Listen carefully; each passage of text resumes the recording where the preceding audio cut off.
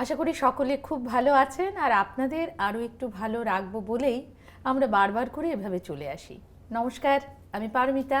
News live Bangla নিবেদিত জীবন যোদ্ধার আরও একটি পর্বে আপনাদের স্বাগত জানাচ্ছি, যেখানে আমরা বারবার করে বলতে চাই যে জীবন হেরে যাবার নাম নয়, জীবন একটা নতুন প্রত্যয়। এই অনুষ্ঠানে বন্ধুরা আপনারা জানেন যে আমরা প্রতিদিন নতুন কোনো অতিথিকে নিয়ে আসি তাদের গল্প শোনার জন্য এবং আপনাদের কাছে সেই সত্যিগুলো পৌঁছে দেবার জন্য। আমাদের সঙ্গে আজকেও রয়েছেন একজন সেরকম বিশেষ অতিথি। তার নাম অর্পিতা দাশগুপ্ত, রান্না যার নেশা এবং পেশা। আসুন তবে আলাপ করে নেই আমাদের আজকের অতিথি অর্পিতার সঙ্গে। নমস্কার। নমস্কার দিদি। অর্পিতা, স্বাগত আমাদের আজকের এই জীবন যোদ্ধার মঞ্চে। আমাদের খুব ভালো লাগছে আপনাকে কাছে পেয়ে।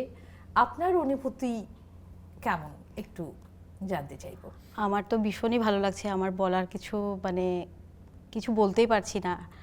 আর ফার্স্ট টাইম আমার স্বপ্ন পূরণ হচ্ছে। আর আপনার এই নিউজ লাইভ বাংলাতে এসে আমি যে কি আনন্দিত সেটা আমি বলে বোঝাতে পারবো না। আপনাকেও অসংখ্য ধন্যবাদ, আর আপনার চ্যানেলকেও অসংখ্য ধন্যবাদ যে আমাকে ডাকার জন্য। আর এর পিছনে আমার হাজব্যান্ডেরও হাত আছে, জয়ন্ত দাশগুপ্ত। সে যদি না থাকতো হয়তো আমি এই মঞ্চে আসতে পারতাম না। সেই জন্য আমি ভীষণ নার্ভাস। আর ফার্স্ট টাইম আমি ক্যামেরার সামনে আপনাদের সামনে কথা বলতে আসছি। আপনি যে সাহস করে আমাদের কাছে এসছেন এবং সাহস করে সেই সত্যিটুকু তুলে ধরতে চাইছেন, আমাদের পরিবার, সমগ্র পরিবার কৃতজ্ঞতার জন্য। ধন্যবাদ। আচ্ছা, তাহলে আপনার কাছে একটু সরাসরি যদি প্রশ্নে যাই, যে রন্ধন শিল্প, যেটা আমাদের মা দিদিমা সকলেই কিন্তু মোটামুটিভাবে রন্ধন পটীয়সী আমরা ধরে নিতে পারি। রান্নাটা আমাদের মেয়েদের একটা সহজাত ধর্ম বলা চলে। আমরা রান্না করতে ভালোবাসি বা খাওয়াতে ভালোবাসি সেরকম। তার মধ্যে থেকে রন্ধন শিল্প যে একটা প্রতিভা, সেটা আপনি নিজে কবে কিভাবে উপলব্ধি করলেন? আমি উপলব্ধি করেছি, আমাকে উপলব্ধি করিয়েছে আমার হাজব্যান্ড। তো আমি অনেক রান্না করে তাকে খাওয়াতাম, বা সবাই আমার হাজব্যান্ডের পরিবার বা সবাই ওরা খেতে ভালোবাসতো। বা আমি খুব আগের থেকে, আমার বিয়ের আগের থেকে আমি রান্না করতে ভালোবাসতাম। মাকে দেখতাম, মার থেকে শেখা, শ্বশুরবাড়িতে আসার পরে শাশুড়ির থেকে শেখা। এই থেকে আমি অগ্রসর হয়েছি যে না, আমি রান্না করব বা লোককে খাওয়াবো, ভালো রান্না করব, ভালো খাওয়াবো। এর থেকেই আমার স্টার্টিং আর কি। তো সেটা ভালো লাগাটা ছিল।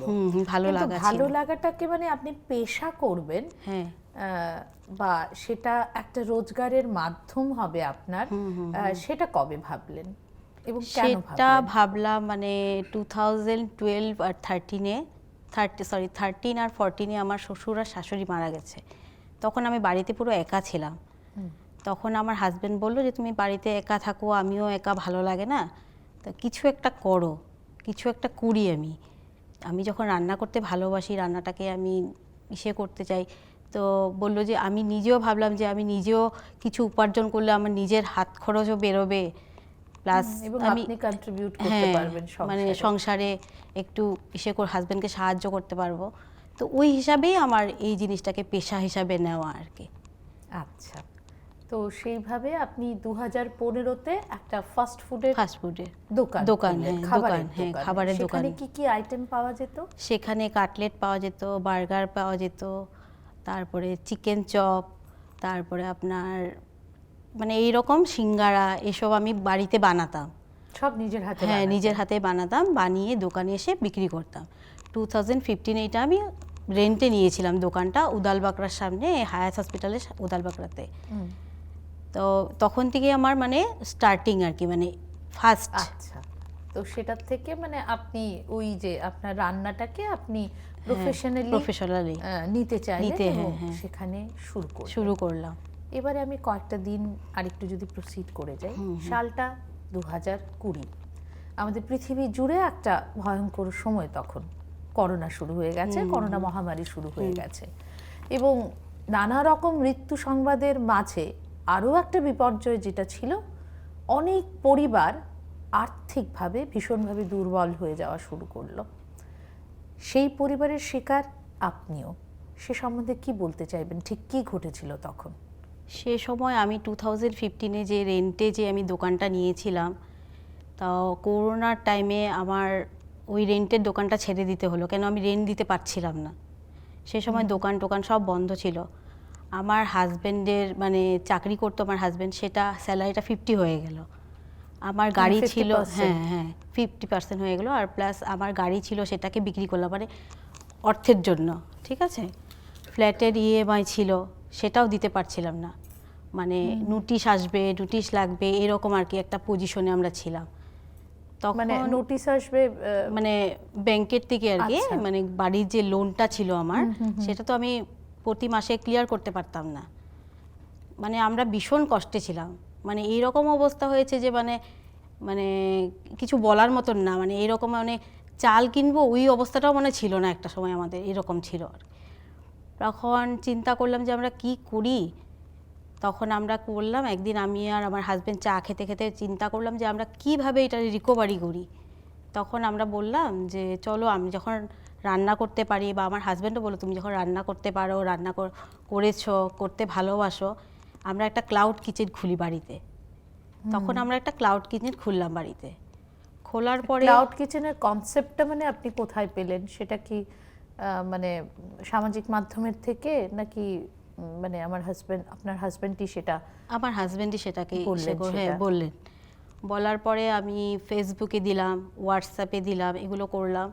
করার পরে আমরা একটা নতুন একটা ফেসবুকে একটা পেজ খুললাম যে বৌদির রান্নাঘর বলে। আচ্ছা, সেটার নামকরণ হ্যাঁ, হলো বৌদির রান্নাঘর। তো বৌদি রান্নাঘর এটাতে করার পরে আমরা অনেক করোনা পেশেন্ট পেয়েছি। করোনা পেশেন্টকে খাওয়া দাওয়ার জন্য ওরকম কল আসছে, ডক্টরদেরকে দিতাম। অনেক বন্ধু বান্ধব যারা তখন মানে বেরোতে পারতো না। মূলত সেটা কি তখন যখন শুরু করলেন, সেটা কি শুধু পেশেন্টদের জন্য ছিল তখন? শুধু পেশেন্টদের জন্য না, সবার জন্যই ছিল। মানে মানে তখন তো আপনার বানানো খাবারটা হসপিটালেও যেত? হ্যাঁ, হসপিটালেও যেত। আচ্ছা। প্লাস আপনার তখন তো রেস্টুরেন্ট সব বন্ধ ছিল, মানুষ বাইরে গিয়ে খেতে পারতো না, তখন আমাকে অর্ডার দিত এটা সেটা হ্যাঁ, খাবার, এটা যাদের খাওয়ার ওটা ইচ্ছে খাবো, হতো। হ্যাঁ যার যেটা ইচ্ছা। তো ওইটা আমি বানাতাম, আমার হাজবেন্ড গিয়ে ডেলিভারি করে দিয়ে আসতো বাড়ি বাড়িতে গিয়ে। সেটা কি শুধুমাত্র আপনারা যেখানে থাকছেন সেই না না চত্বরে, না, পুরো নাকি? গুয়াহাটি, পুরো গুয়াহাটিতেই। এবং সেটা উনি কিভাবে ডেলিভারি করতেন? স্কুটিতেই ডেলিভারি করতো। আচ্ছা, উনি ঠিক আছে? নিজেই যেতেন? হ্যাঁ, আমাদের একটা পারমিশনও আমরা তখন নিয়েছিলাম যে এই করোনার করোনার সময়, হ্যাঁ একটা আচ্ছা, পারমিশন নিয়েছিলাম যে আচ্ছা। যাতে পুলিশ টুলিশ না ধরে আমাদেরকে, সেই জন্য আর কি। তো ওইটাই আমাদের মানে শুরু আর কি ক্লাউড কিচেনের। আর বৌদির রান্নাঘর ওখান থেকে স্টার্টিং আর কি। আচ্ছা, তো মানে ওই অভাবটাকে কাটাতে আপনাদের এই কিচেন একদম, মাধ্যমটাকে একদম। আপনারা অ্যাডাপ্ট করলেন, এবং সেটা প্রথমত পেশেন্টদেরকে, তারপরে ডক্টরদেরকে। তারপরে মুখে মুখে মানে হ্যাঁ সেটা হ্যাঁ, এটা ছড়াতে। ক্যাম্পেইনিং হয়ে গেল মুখে মুখে। এবং আপনাদের পেজটাও বোধহয় সেটাতে হ্যাঁ help হ্যাঁ, করলো। আমার পেজটা অনেক ফলোয়ার্স আপনারা আছে। কিরকম মানে অর্ডার পেতেন দিনে? কতটা অর্ডার বা কিরকম সেটা একটু যদি জানতে দিনে পারি? আমরা মোটামুটি 30, অনেক সময় 50ও হয়ে যেত। তাই? হ্যাঁ, আচ্ছা, বাহ। এরকম ছিল। সকালের ব্রেকফাস্ট ছিল আমাদের, হুম। ডক্টররা নাইট ডিউটি করে এসে ব্রেকফাস্ট নিত আমার থেকে, এরকম টাইপ ছিল আর কি। মানে হায়াতের হসপিটালের হ্যাঁ, প্রায় হ্যাঁ, হ্যাঁ। অধিকাংশ অধিকাংশ সাপ্লাইটা আমিই করতাম। আপনি হ্যাঁ, করতেন? আমি করতাম বাড়ি থেকে।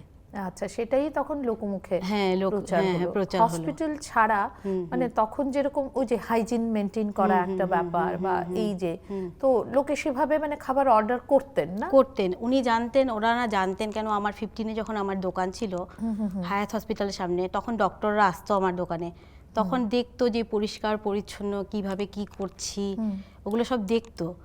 তো দেখে ওরা আমার উপর মানে একটা মানে ফেথ হয়ে গেছিল যে না, ও কোনো ডুপ্লিকেসি করবে না আর কি। ভালো জিনিস দিয়ে ভালো কিছু করে আমি জিনিসগুলো একদম বানাতাম, ঠিক ঘরোয়া আছে? রেসিপি। হ্যাঁ হ্যাঁ হ্যাঁ হ্যাঁ। আমরা যে হসপিটালে খাওয়া টাওয়া দিতাম, ডেলিভারি করতাম, আমার হাজব্যান্ডের তো ভীষণ কষ্ট হতো। আর সেই সময় মানে পেট্রোল যে আমরা পয়সা দিয়ে পেট্রোল ভরাবো, ওইটার পয়সাটাও আমাদের ছিল না হাতে। আর এবং আপনি তো একাই হ্যাঁ, এতগুলো ডেলিভারি আমরা দেন, আপনার হ্যাঁ, তো কোনো না employee না, কোনো ছিল না হেল্পিং হ্যান্ড তখন? ছিল না, আমরা Helping দুজনেই hand ও করতাম। ছিল না? তখন মানে দিন রাত্রি আমরা মানে এত কষ্ট করেছি, আমাদের ঘুম নেই, খাওয়া নেই, কিছু নেই। তারপরে অর্থের টেনশন, এই টেনশনটা ভীষণ বড় টেনশন, যে যখন অর্থ থাকে না লোকের কারণ হাতে। আপনি তো অর্ডারটা নিয়ে নিয়েছেন, হ্যাঁ, এবারে তো এবার তো সেটা আমাকে তার ডেলিভারি করতেই করতে, হবে। তার জন্য আমার জিনিসপত্র আনা, সব কিছু কালেক্ট করা, এগুলোর জন্য তো পয়সা লাগবে না। আর ওই করোনা টাইমে কেউ আমাকে বাকি দিবে না, কোনো দোকান আমাকে বাকি দেয় না। এরকম হয়েছে আমি আমার সোনা গয়না ওইটা বন্ধক রাখতে হয়েছিল, এরকমও পরিস্থিতি গেছে আর কি আমার। মানে ভীষণই কষ্ট আর কি। তো এই প্রতিকূলতা বা বাধাগুলো কি কি আপনি ফেস করেছেন আমরা শুনছিলাম আপনার নানান প্রতিকূলতার কথা, আরও কিছু কথা বাকি রয়ে গেছিল। আমার যখন দোকানটা বন্ধ করে দিই আমি রেন্টের জন্য, তখন যখন করোনা টাইম আসে তখন তো আমাদের এত প্রবলেম ছিল। তখন আমার হাজব্যান্ডের এক বন্ধু বলেছিল আমার একটা জায়গা আছে, ওই জায়গাতে তুই একটা দোকান কর, একটা রেস্টুরেন্ট খুলতে পারবি। তা এখন আমাকে 3-4 মাস দিতে লাগবে না রেন্ট ভাড়া, পরে সব কিছু ঠিক হয়ে গেলে তখন তুমি আমাকে দিও। তখন আমরা চিন্তা করলাম যে ঠিক আছে আমরা করি।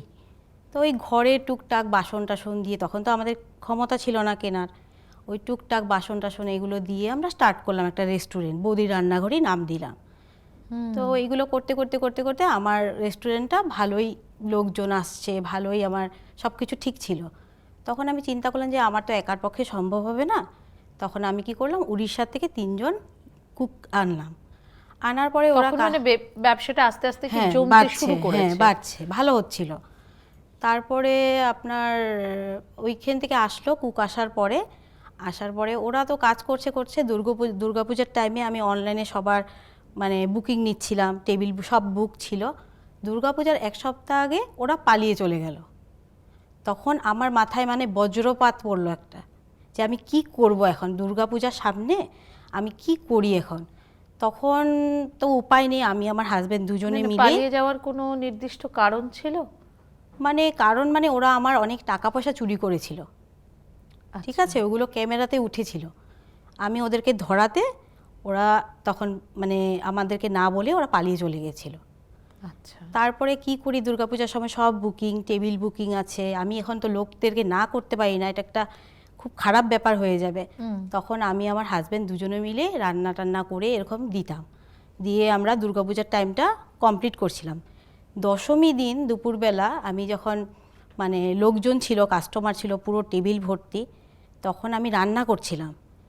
তো তেল দিয়েছি, তেলের মধ্যে আমি পাঁঠার মাংস সব কিছু রেডি করে আমি ঢালতে যাব, ওই সময় একজন আমাকে এসে বললো, দিদি করে ডাকলো। আমি এরভাবে ঘুরতে গিয়ে কী করলো, মাংসের বাটিটা পুরো তেলের মধ্যে গিয়ে পড়ে পুরো তেল এসে আমার এখান থেকে এই অবধি পুরো জ্বলে গেল। গরম তেল? হ্যাঁ গরম তেল, পুরো ফুটন্ত গরম তেল পুরো জ্বলে গেল। তারপরে তো কিন্তু এইদিকে কাস্টমার, এদিকে এই অবস্থা, মানে একটা শোচনীয় অবস্থা ছিল আর কি। তারপরে তো ওই আমার হাজব্যান্ড বলে এখনই আমি বন্ধ করে দিব, এখনই আমি শাটার ফেলে দেবো। আমি বললাম না, এটা হয় না। কেন, এখন এখানে লোকজন আছে, লোকজন আমার এখানে খেতে আসছেন, আর ওরা আমার নারায়ণ, ওরা আসা মানে আমার লক্ষ্মী, ওরা, আমি এইভাবে ওদেরকে রিটার্ন করতে পারি না। তখন আমরা এইভাবে এই অবস্থাতেই খাওয়া দাওয়া হলো সব কিছু, ওরা কাস্টমাররা খেয়ে দিয়ে গেল। তখনই আমার হাজব্যান্ড বলল যে না, এখন আমি আর এটা করবো না। কেন, তুমি আগে, তারপরে সব কিছু আমি 15 দিনের মধ্যে আমি দোকানটা বন্ধ করে দিব। তখন আমি বললাম যে এত কিছু করলাম এই জন্য, এত স্ট্রাগল করলাম, এত কিছু করলাম, এখন আমি দোকান বন্ধ করে দিব, এটা কি হয়? বলে না, আমি বন্ধ করে দিব, আমি এটাই আমার ডিসিশন। তারপরে ঠিক আছে, ওর ডিসিশন হলো। তারপরে 2021-এ আমরা গেলাম গিয়ে ইন্দোর, ওর ট্রান্সফার হয়ে গেল, ও চাকরি পেলো, ট্রান্সফার হয়ে গেল ইন্দোরে। আচ্ছা, নতুন করে উনি চাকরি পেলেন।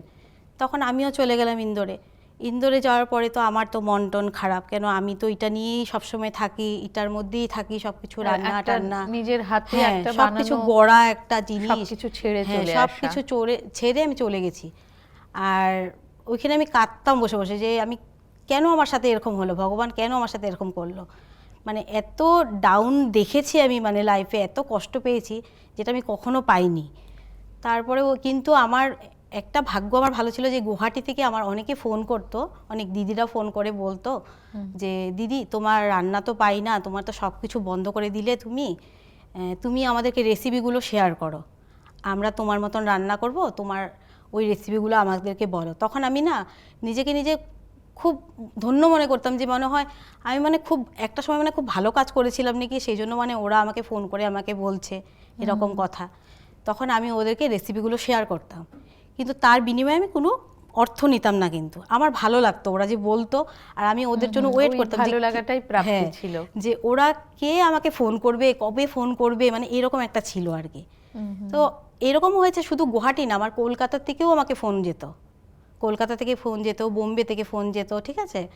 তো ওইগুলোতে আমার ভালো লাগতো। তারপরে আমরা এসে পড়লাম 2024-এ জুন মাসে, আবার রিটার্ন করলাম গুয়াহাটিতে। আচ্ছা, গুয়াহাটিতে আসার পরে তখন আবার আমার ওই জিনিসটা, না আমি তো এটা ছাড়তে পারি না, কেন ওইটা আমার নেশা, রান্না করাটা ভালো লাগা। তখন আমি আমার হাজব্যান্ডকে বললাম, আমার হাজব্যান্ডও বললো ঠিক আছে করো। আমি তখন আমার হাজব্যান্ড বলল, তোমার যে এই জিনিসটা হয়েছিল, যেটা তেল পড়ে, সেটার কথা মানে ভেবেছো উনি একবার? একটা ভয় পেয়েছিলেন, এই যে একটা হঠাৎ অ্যাক্সিডেন্টটা ওনাকে তুমি কোনোভাবে ভয় পাইয়ে দিয়েছিল। তুমি এটার বিষয়ে কিছু ভেবেছো, তোমার যদি কিছু হয়ে যায়? তখন আমি ভাবলাম যে না, হবে, দেখা যাবে, এটা আমার ভালো লাগার জিনিস, এটা করে আমি শান্তি পাই, ঠিক, হ্যাঁ। তো সেই জন্য আমি বললাম যে না, আবার আমি স্টার্ট করব, আবার আমি স্টার্ট করলাম। কিন্তু আমার যে ওই যে বৌদির রান্নাঘরে যেটা ফেসবুকে পেজ ছিল বা হোয়াটসঅ্যাপে ছিল, ওগুলোকে আমি কখনো কিন্তু ডিলিটও করিনি, কিচ্ছু করিনি। ওটাকে আবার আপনি রিভাইভ করলেন। ওগুলো আমি ইন্দোরে যে আমি ছিলাম, ইন্দোরে আমি অনেক ধরনের রান্না করতাম, আমরা দুজনেই ছিলাম, আমার হাজব্যান্ড ওয়াইফ, কিন্তু আমি অনেক ধরনের যে রান্না করতাম ওগুলোকে আমি পোস্ট করতাম, ওগুলোকে আমি শেয়ার করতাম, ঠিক আছে। ওগুলো আমি করতে করতে করতে করতে গুয়াহাটি চলে আসলাম। আসার পরে আবার আমি এগুলো স্টার্ট করলাম। স্টার্ট করার পরে তখন আস্তে আস্তে আমার গেট টুগেদার, বার্থডে পার্টি, ঘর থেকে আবার যেটা ক্লাউড কিচেন, ওগুলো আবার স্টার্ট করলাম। তখন কি আপনি এমপ্লয়ি নিয়েছিলেন নাকি তখনও কি একাই চালাতেন? যখন আমি আসছি আবার গুয়াহাটিতে রিটার্ন ব্যাক, তখন আমি একাই ছিলাম, কিন্তু এখন আমার এমপ্লয়ি আছে। আচ্ছা, হ্যাঁ, 5 জনের মতো। কজন এমপ্লয়ি? 5 জনের মতন আছে আর কি। আমরা শুনছি আপনার মানে এই যে আপস এন্ড ডাউনস, চড়াই উতরাই তো জীবনে থাকে, কিন্তু আপনার এই শখ ভালোবাসা সেটাকে আপনি আঁকড়েছিলেন বরাবর, এবং তার জন্যই হয়তো আবার নতুন করে শুরু করতে পেরেছেন।